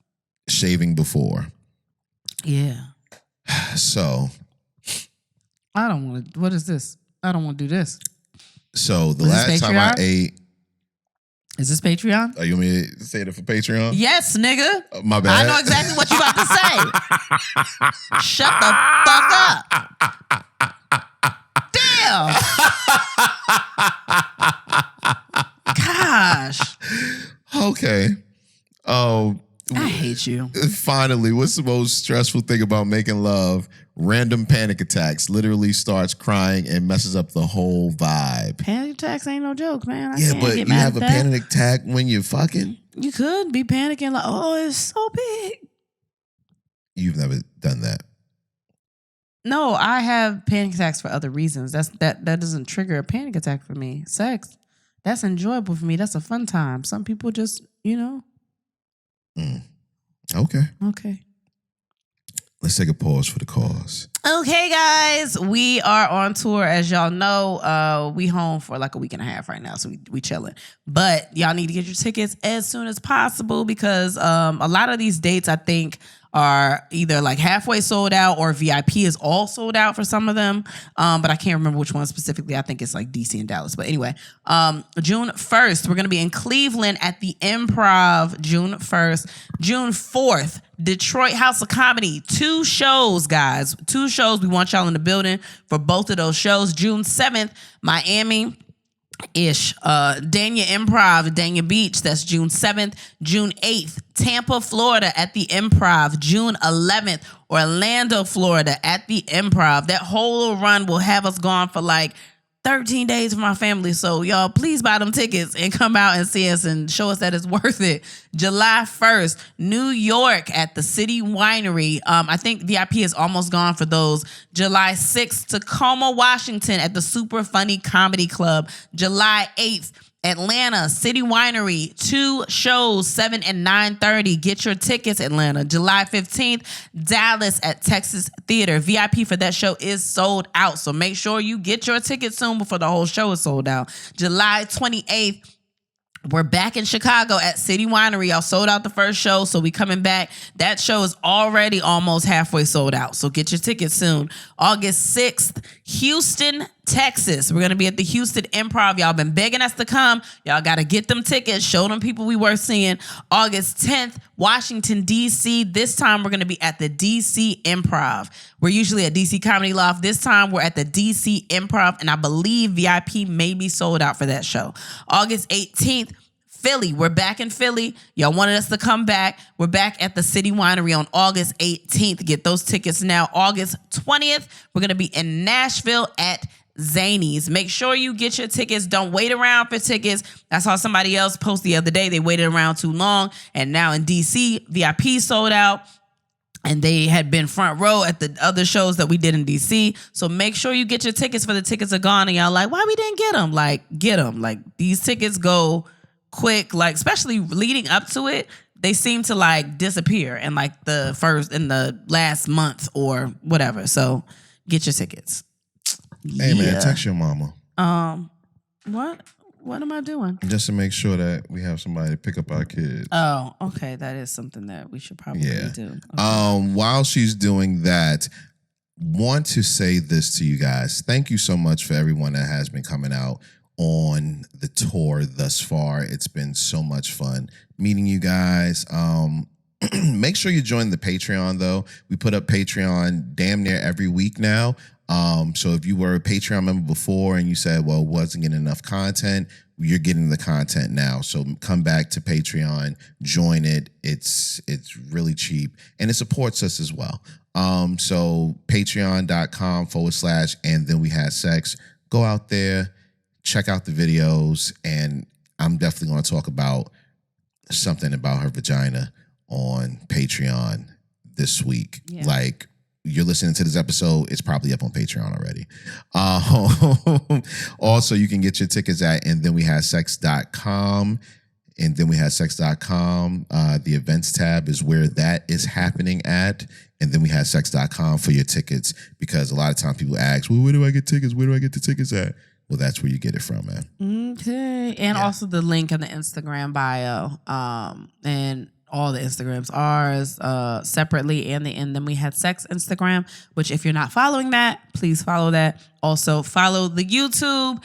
It's And Then We on YouTube, but it's also, the link for that is also on the link tree in the Instagram bio. So make sure you subscribe to our YouTube. We just surpassed 40,000 on YouTube, so that's dope. So we want to see more. We have more followers on all the other platforms. So even if you don't watch the videos, just subscribe to the YouTube, please. Yes, definitely.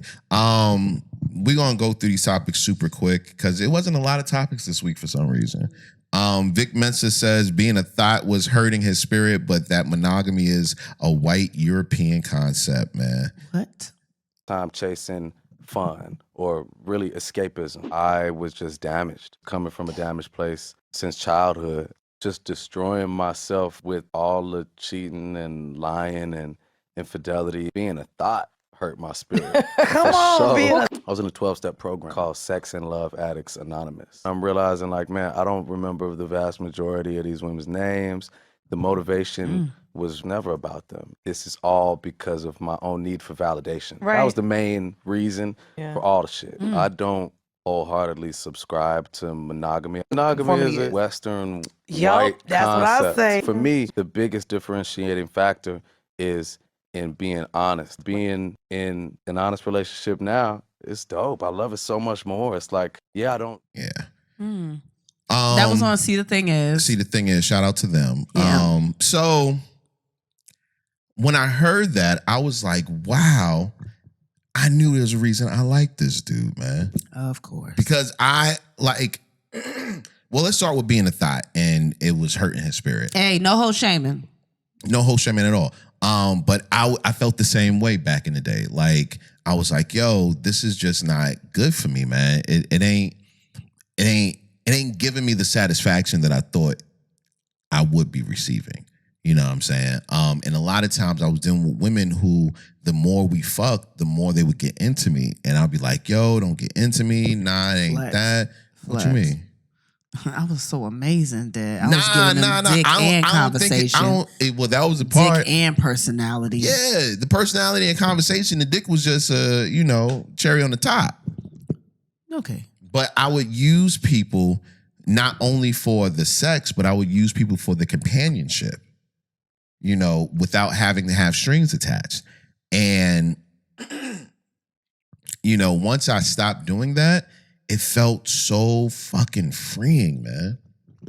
Okay. I never had that experience, so I don't know. I know you never had that experience. And I do believe that white European concept is called monogamy, yes.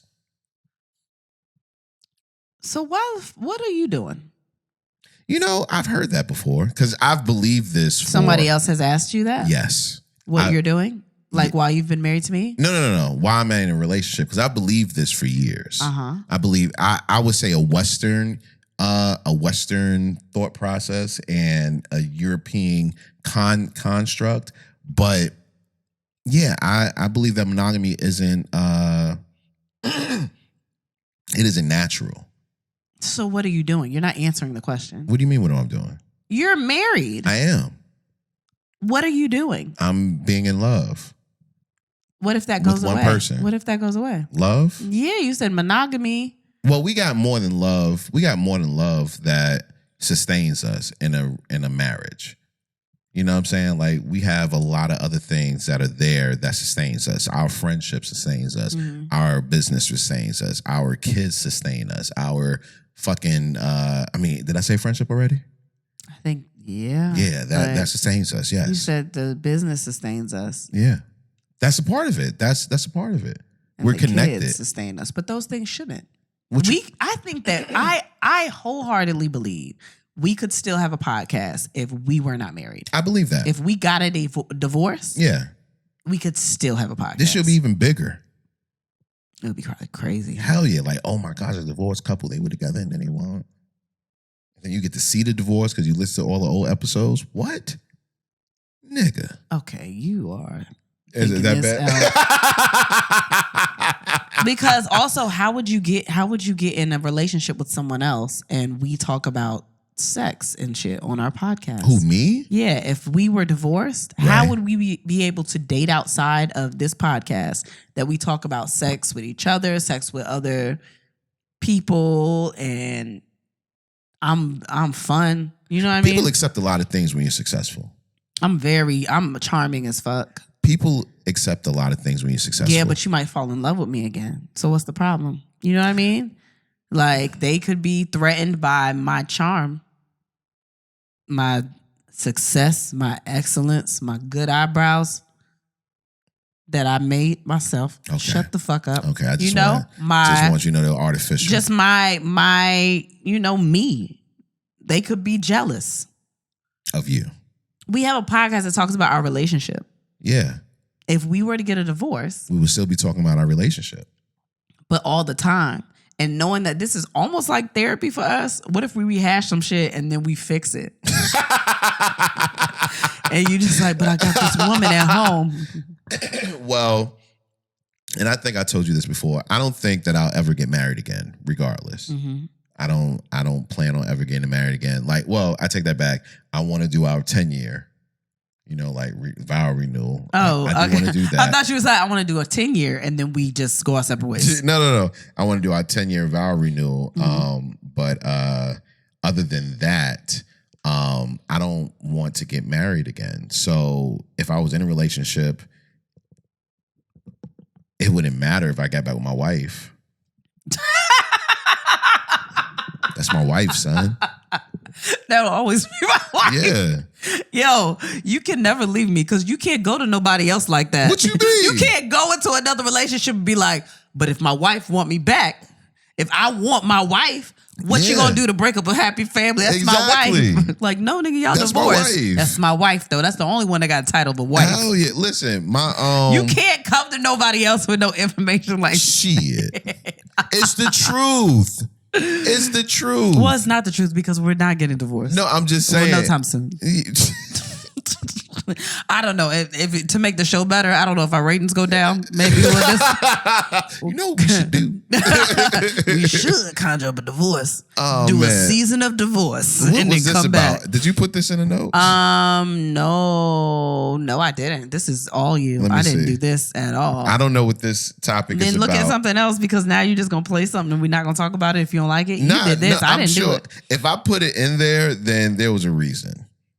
Okay. Well, the title says female sex drive explains. Who complain about having zero sex have no idea how the female sex drive actually works, and the complaining makes it much worse. My favorite thing is when couples come in and they haven't had sex in a year, and I ask why, and she looks at him and says, because he hasn't asked. And he says, well, I kind of hinted and you just never seemed interested. And she says, well, when was the last time you spent time with me? Well, why would I spend time with you if you're not having sex with me? And that right there is exactly the spiral. Women, after 1 year, their sex drive switches from bonding with you mode to long-term stability and mate retention. If you have given her the adequate emotional bonding, her sex drive will go way up because her brain says, keep this man around and have as many of his babies as I can. I've worked with couples in their 60s. They come in having very little sex and they leave after a few sessions having sex 3 or 4 or 5 times a week because they improve their actual emotional intimacy, which leads to better non-sexual physical intimacy, which then leads overwhelmingly to sexual physical intimacy. Husbands who complain about having...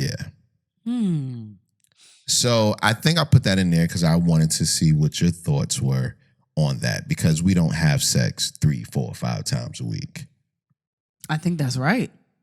So you feel like our non-sexual... But I think it's both of us though. I don't think that it's just me. I don't think it's like or it's just your fault. I think it's both of us because I think that we have gotten into a mode where it's work and parenting and we don't really connect as much where it's just like me and you like enjoying each other.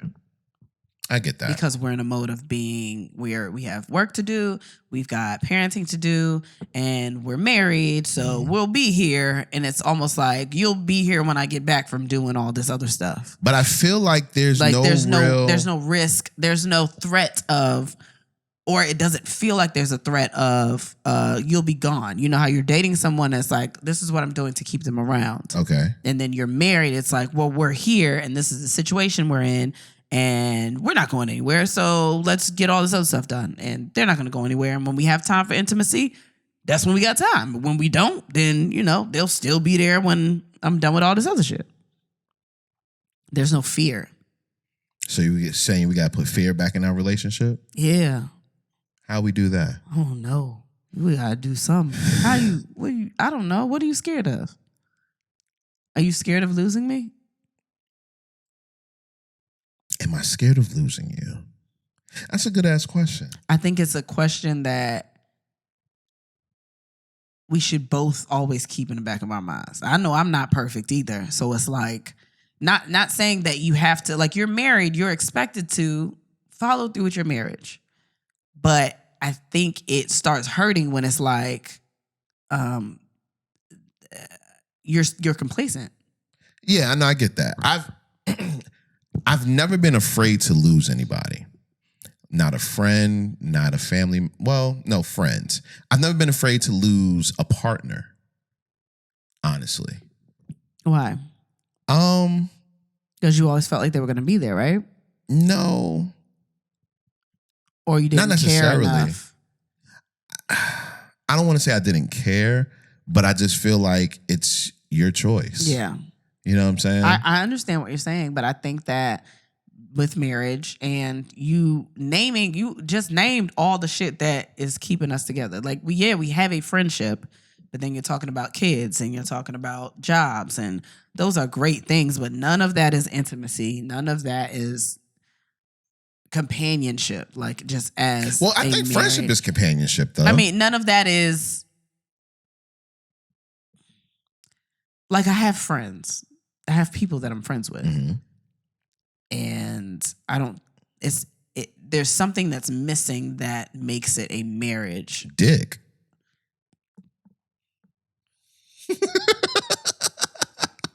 I'm playing. If I wanted to be friends with those people, I like, you know what I mean? Right. There's a way to get dick and still have friendship. No, you're right. So there's one component that, like, it's just the complacency of there's something that's missing that makes this different from everything else. I told somebody yesterday that you and I connect in a non-verbal way. It's just a feeling. It's a vibe. It's our hearts are connected. They make music together. In a non-verbal such an R&B way. nigga. Nah. You know what I mean? And I think that's the missing component, or the component that's there in our situation that makes it more than a friendship. It's that non-verbal thing. Mm-hmm. And I think sex in a lot of ways can be that non-verbal thing for some people. Unless you want me to get verbal. I do want you to be verbal in the bedroom. All right. Let's stick to what you were saying. God damn. Let's stick to what you were saying. I think sex can be that component, but I think for us, it's not sex. I think it's something completely different. It's always been something completely different than sex, which sucks sometimes because we don't need sex to be completed in our relationship. Okay. I was trying to see how you were gonna bring it around, and I get that. We don't need it to still be us, Right. but when we have it, it's great. Right. When we have that connection, it's great, but we have to figure out how to make that important again. It's not as important to me. Mm-hmm. Like, I'm trying to get back in the mode where, like, there are times where you've probably walked in and I've given you a hug and you didn't know why I gave you a hug, but I'm trying to get my mind back. Like, I'm not trying to. I think I'm there, but I'm getting my mind back to not just seeing you as my partner that's just here.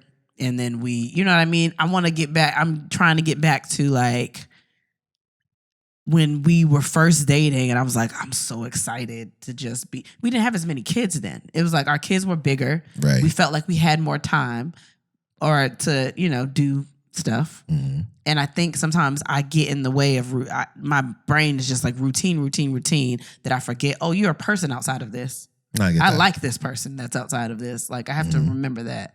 So lately I've been like going back to that. Like, okay, yeah, we have all these other things we have to do. There are kids that are running around getting on my nerves. There are things that are interfering with my day to day, but also remember that this is my man and he's here and this is a whole separate thing. Right. I get that. It reminds me of that Jaheim song. Which one? Trying to find my way back. Back. That's not. Oh, that's an album cut. Yeah. Is it? I think it is. Nah, that was a I don't single. remember that being a single. I put that in there, but I think we've talked about this already, so you can take that out. I just couldn't take it out. Okay. Yeah, I couldn't take it out. So. Okay. Well, shit. Let's go into things that have nothing to do with sex then. Okay. Okay. You know what's so crazy? What? We gave them a throwback episode last week. Mm-hmm. And this week it is like, this is what the podcast is now. This is the most podcast episode. Yeah.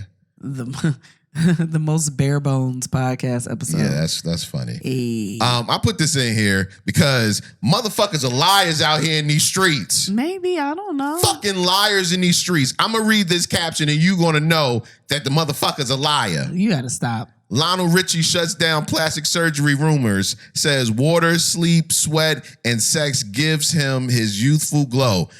I'm not saying Lionel Richie's a liar, but somebody's a motherfucking liar. Why? Why do you think he's a liar? I didn't say he. You're not going to get me in trouble. Yeah, no, you've talked about Lionel Richie before. I don't think if he were to listen ever, you don't like him. Or he doesn't like you. You talk shit about Lionel Richie. Have I told shit about yes, Lionel? You have. Lionel Richie. Exactly. That's exactly what it sounded like. That's what it sounded like last time. You don't remember saying that? No. Fuck Lionel Richie though. See, there it is. All right. Somebody in the comments will remember that you said that last time, and I was like, "Yo, can you not? Why? He did nothing to you." You know what? Why are you yelling? Why are you yelling? No, because he's not in here. He's not in here. I promise you. Richie gets under my skin, man. And why? Where'd this hate come from? All of a sudden, just boiled up. I don't fucking know. You was like, I never said that, but also, yes, I did. I thought it every day. Every time I watch American Idol, I just be like, why is Ron Richie here? Oh my gosh. What is this nigga doing up here? He just gets under my goddamn skin. Nope. It's something about Lionel Richie. Maybe it's his skin.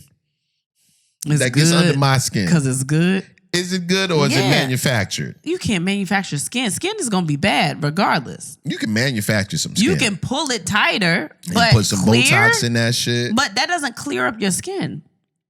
Maybe he got a good regimen. It don't clear your skin up. What are you talking about? What's wrong? So he could have bumps, right? I mean, anybody can have bumps. Right, but if you spread out the bump on your face, it ain't a bump no more. What? Why are you mad at his skin? Who did something to you?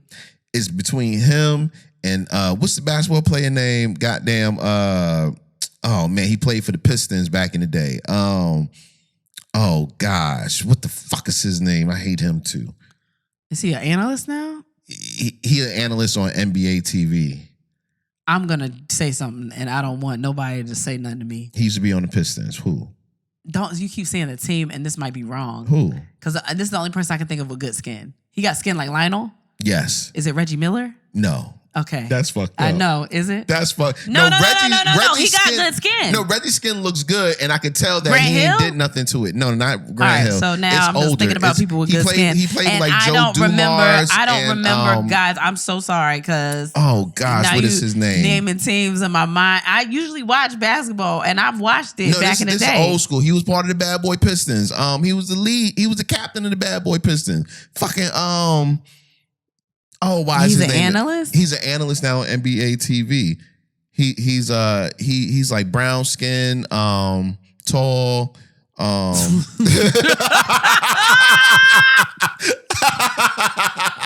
Well, that just narrows it down, doesn't it? All the basketball players. I have no idea which one is tall. No idea. Oh man, what the? It don't matter. Anyway, I'm gonna come back next week. I'm gonna have his name so I can say fuck him and fuck Lionel Richie. Well, that's not nice. You got to stop. You've said fuck Lionel Richie more than any other podcast ever, probably. Probably even ones that have to do with music, like any podcast ever. Nobody's and I'm gonna say it ever all said night long. Oh. Look at you. You're a fan. Look at you.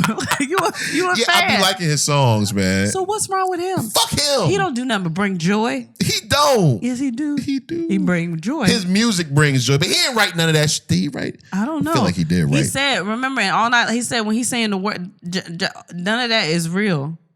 Hmm? When he be saying in All Night Long, What? I think whatever, when he be like, I think, well, Jumbo means hello. So, but he said whatever else he said wasn't real words. Oh, for real? Yeah. I believe forgot. that because he's a scammer. What did he do? For real. Do you want to talk about it off mic? What did he do? I don't know why I don't like him. I don't either. Man. He just a pop sensation. He ain't nothing but a pop sensation. I don't know what he did. He just, Oh my gosh, man. hey, Lionel Richie, I don't have a problem with you. I just want to throw that out. He's never gonna hear this. He will, man. He's not. What are you doing right now, baby? I don't care enough. I do not care. I don't care who it is. Can you just find this later? Nah. Oh my gosh. Are you kidding me? Oh, so Grant Hill is one of them. Yeah, he's on NBA Oh, TV so I too. wasn't completely wrong. I just probably have the team wrong. Is none of these No, people? Grant Hill played on the Pistons before, baby. So I do have these things right. Yeah. I am good. I'm good. I don't even know I'm good. Where the fuck is he? Baby, I don't care. Can we look at something else? Okay, we can look at something else. Oh my gosh. You are really trying to find this out. Because it's going to bother me now, man. It's just going to have to buy. Baby, now you're on Wikipedia. Get out. Get out. Okay. Baby. Okay. Baby. Okay, I'm gone. Baby. Okay, I'm not playing. this is the last. Baby. Oh my gosh. Are you kidding me?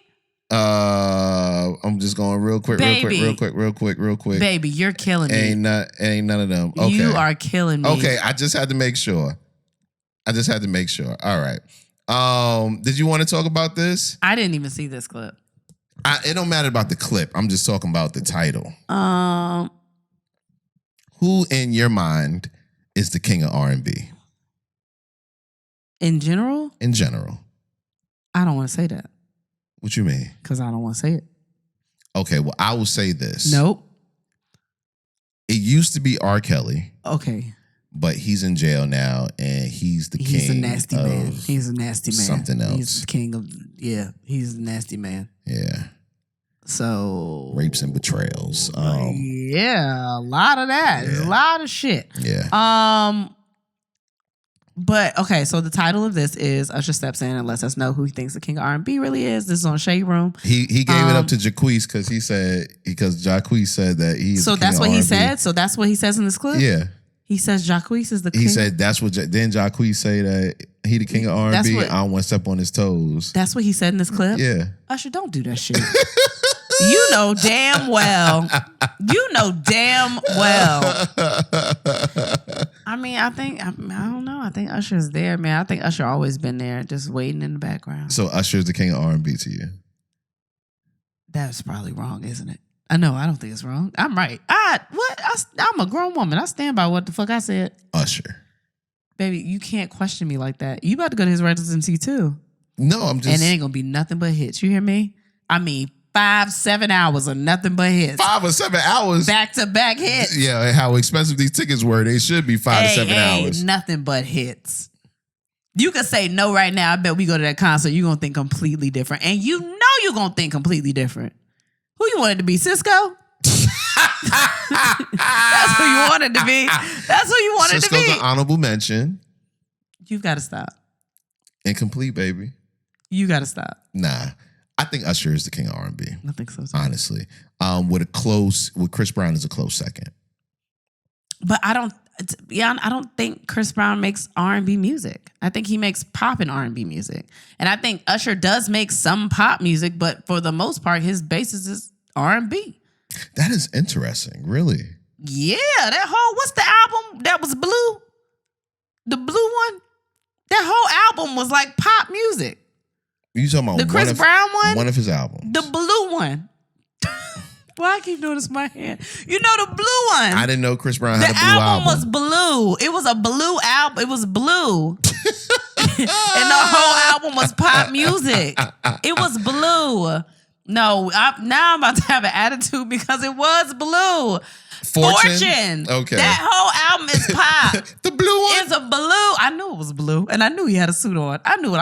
Yeah, my photographic memory is crazy. It's just my short term. How old is Fortune? Memory. 2012. Yeah, I don't think he makes, it's mostly pop. I mean, it's pop and like some R&B, but I think Usher makes R&B music.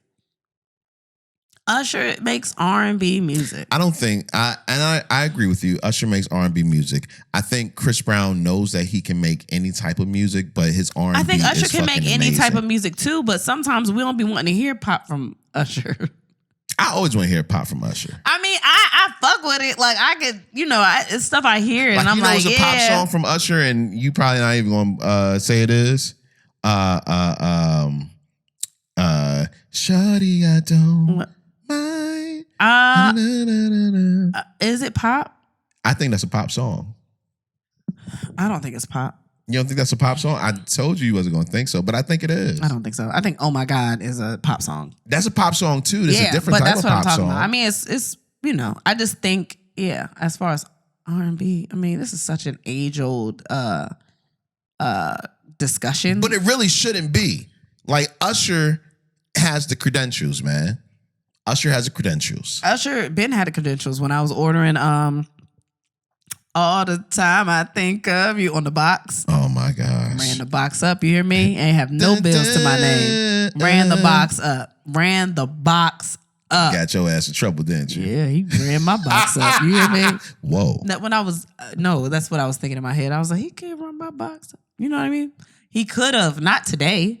Not today. I don't fucking. How old were you? I don't know. I don't know. You had to be like 11, B. But no, if not younger. But that's what.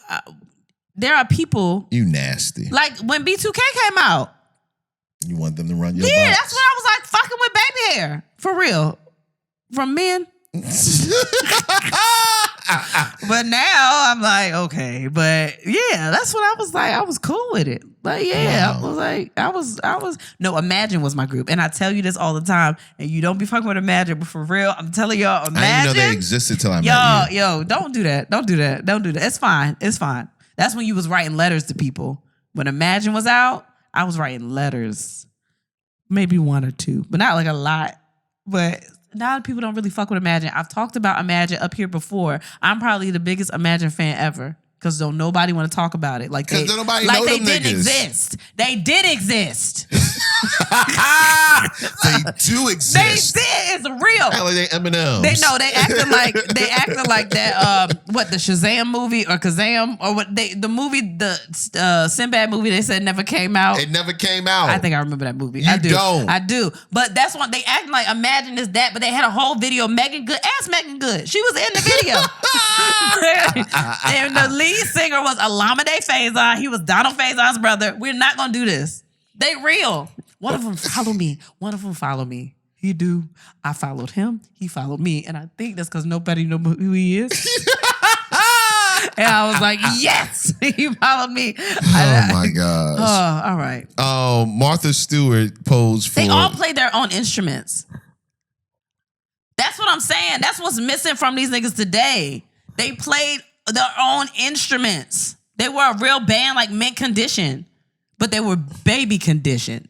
They was like baby conditioner? Spearmint Condition. What? Martha Stewart posed for Sports Illustrated, and she makes her the oldest.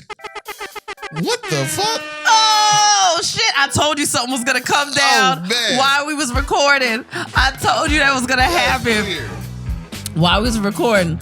The whole set is gone. Wait, what am I playing now? Wait, I didn't mean to play no music.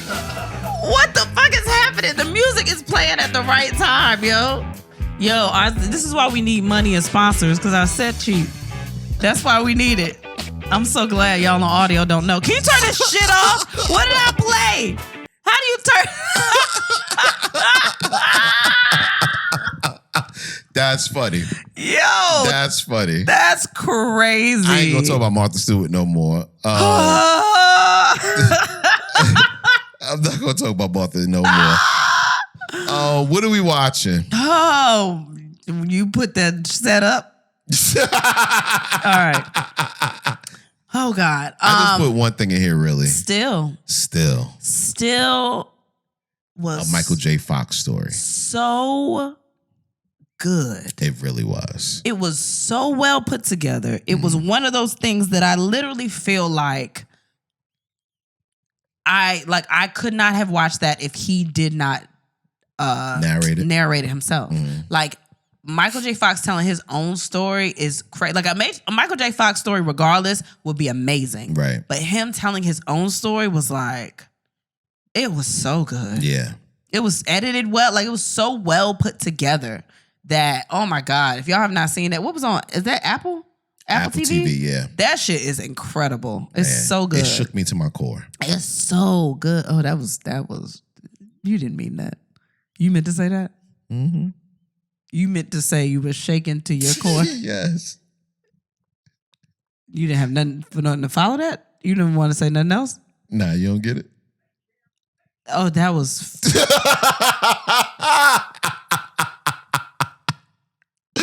You know what? Now that we talk about it, we did bring something up while we was watching it. First of all, don't feel bad. Michael J. Fox would have made that joke because after watching this shit, he was great. Like I'd never seen that scene from Curb Your Enthusiasm where he handed Larry David the soda, and then he opened the soda and it exploded everywhere. That was fucked up. I never seen that. That shit was hilarious. Oh my God. We could not stop laughing. But then we saw how, and I'm not giving away, it's his story. Like just watch it, it's great. But how he had his kids after he was diagnosed with it. Oh. And he just kept having more kids. I said, him shaking in the pussy, he was fucking the shit out of her. I mean, drilling her. You hear me? I mean, power drilling. Like it's a street corner. Like it's granite. Just in there, just pound down. Hey, killing it. I mean, she was like, I have to keep doing this. We have to have more kids. I will never leave her. Man, he just put his hand on her clit and just... that's a nigga that know how to stay where he need to stay. Come on, just keep doing that. I cannot help it. You hear me? I can't. The thing is, but for real, somebody's gonna think we're terrible. They will, but if you watch it, he would have made the same jokes. Like his sense of humor about the whole thing and how serious it is. Like he got it so young. A lot of people don't usually get it that young. Like the way he carried this, like he has Parkinson's. It's so amazing. It's so good. Yeah. It's so amazing. His attitude towards it. He was like, when people would see him and feel bad for him, like he would just like he liked being around his family because they didn't do that, because they joked with him. They were lighthearted about it. They didn't feel sorry for him. He didn't want nobody to feel like that. Right. No, it was a really good documentary. It was incredible. Yeah. I love documentaries anyway, but when it's a good documentary, it really hits a different place. Also, I watched something. What did you watch? I watched finally, and I'm late, and y'all gonna say something about it, but I watched From Scratch. Yeah. I watched From Scratch on Netflix. I didn't even say nothing to you when you was watching it either, because I did say I wanted to watch that. I didn't know you wanted to watch that. Oh, okay. Whatever. Baby, do you know how long that's been out?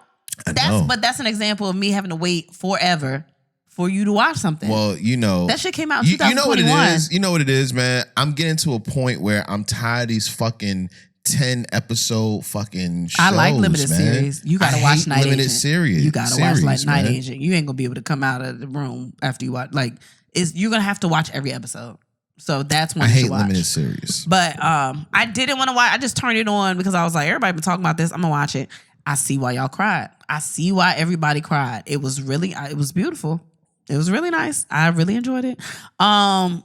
I was a little thrown off by the casting, though. I'm not gonna lie. I don't know if anybody said that. They probably did, but that didn't look like they was Zoe Saldana's parents. But it's fine. I digress. Whatever. I don't have nothing to do with that. But yeah. So, but other than that, it was good. You know what I want to see, and I'm gonna watch it this week. The Jennifer Lopez movie. Oh, a Mother. That just came out. Mother, so you got time. I gotta see that. I'm watching that this week. That just came out. You got time. And 80, what is it? 80 for Brady? 80 for Brady. Oh, I'm fucking with that. We gotta watch that. I'm fucking with them because I love all of them. Yeah, man. We were watching Rita Moreno talk about Being 91. Fast on which one is Fast this? 10. Fast 27. I don't know, but being on that one and being 91, and she was just, I loved her. She's energy. so quick. Yeah, She's at so 91. quick. Yeah. Yeah. So Yeah, I want to be like that when I grow up. hell yeah, I'm gonna be like that. I don't care if people think I'm not fast. I'm gonna be quick. I'm gonna be quick. If don't nothing else work, I'm gonna have my mind. I hope. I don't know. We'll see. It's a beautiful mind, baby. Yeah. Oh my God, you trying to get fucked for real? We talk so much about not having sex. You trying to get fucked? I think that's it, yo. Do you have anything else? I don't think I have anything.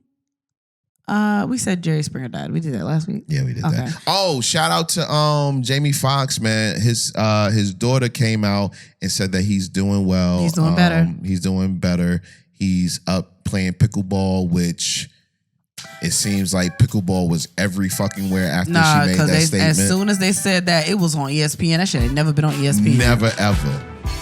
What the hell? Nah, you pressing buttons now. I think you did that. I didn't do that. They did that for Jamie Foxx? You Yeah. think he in here? Not like he did, but like I think that he controls everything at this point. Because pickleball was on ESPN. Yeah. Somebody else had posted about pickleball. There was like pickleball lessons. Like we saw it so many places after that. Yeah, And it I was like, really oh, no. weird. It was really fucking weird. Nah, man. he controlling it. That's the y'all be scared of Will Smith. Nah, Jamie Foxx controlling. Jamie Foxx. He controlling.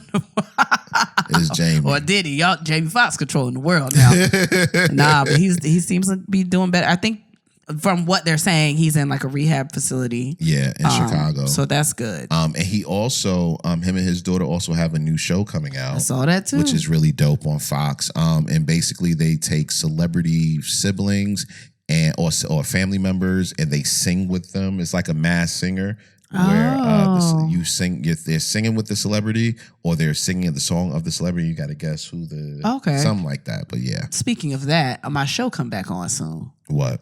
Claim the fame. That shit. Claim the fucking fame. Hey, I can't wait. That's my shit. I don't think they're gonna find nobody as good as Keke Palmer's sister though. Yeah, for real. But I love that show. For real, that man. You can tell they got a little bit of money though by the poster they put out. Oh man. yeah, no, they ain't do that before. Yeah, they did. I mean, all those people have money, but now they like, oh, people want to see this. Yeah, that show good. Claim the Fame was good as shit. And you did not want to watch it. I did not. I know. I did not. But it was so good from the first episode. Yeah.